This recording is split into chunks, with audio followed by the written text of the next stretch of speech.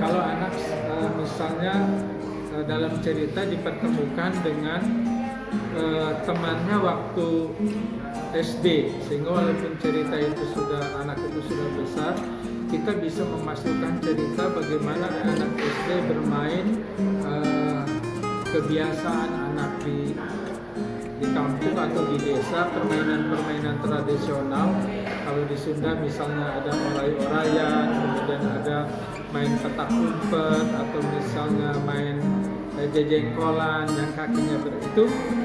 Kita sebetulnya di situ bukan hanya memperkenalkan nilai-nilai moral atau nilai-nilai pendidikan, tetapi juga memperkenalkan budaya tradisional yang sudah dilupakan orang untuk dihidupkan kembali, sehingga yang istilah yang sering saya sampaikan yaitu bagaimana menghidupkan, bagi orang Sunda sirung dina tunggul, jadi menghidupkan tunas baru yang tumbuh di tunggul, yang pohon yang ditebang kemudian akarnya masih hidup, kemudian tumbuh tunas baru. Jadi kita bisa memperkenalkan permainan-permainan tradisional, atau juga bisa memperkenalkan misalnya teknik mengambil atau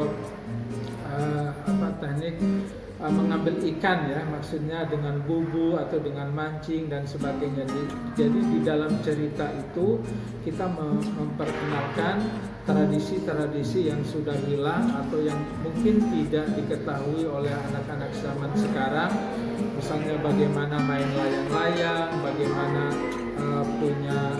ada membuat baling-baling misalnya dari daun kelapa, atau baling-baling dari bambu, dan semua itu dimaknai, ada nilai-nilai filosofis, ada nilai-nilai pendidikan yang kita masukkan di dalamnya. Termasuk juga tadi ketika ada permainan, main petak umpet, main orai-orayan, bagaimana kebersamaan itu bisa membentuk ingatan jangka panjang yang ketika bertemu kembali setelah orang itu dewasa, permainan-permainan di masa kecil itulah yang mengikat batin antara mereka, walaupun mungkin sudah berjauhan, sudah berpisah lama, tapi ketika bertemu menjadi jalan untuk mengakrabkannya. Saya kira itu 3 diantaranya, dan masih banyak teknik yang lain selain tadi, ya. Saya akan kembali mungkin dengan memasukkan unsur mimpi untuk menghadap ke masa depan. Kalau dia mau jadikan raja, mungkin dia mimpi jadi raja. Kalau mau jadikan tentara, dia mimpi berperang-perangan dan sebagainya.